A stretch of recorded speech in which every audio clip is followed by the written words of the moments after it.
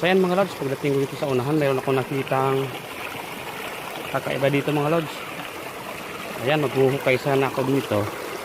Dito napansin ko yung hugis bilog na semento. Ayan oh.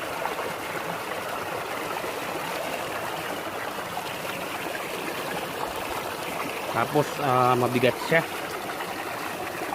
Ayan oh, kasemento talaga siya oh. Ayan, sinusubukan kong hatiin. Matigas. Pero ang bigat niya. Yung bigat niya mas mabigat sa solid na bato. Ayan oh. Kitang kita naman na semento. Semento talaga. Ayan oh. Ayan, subukan ko siyang tibagin mamaya.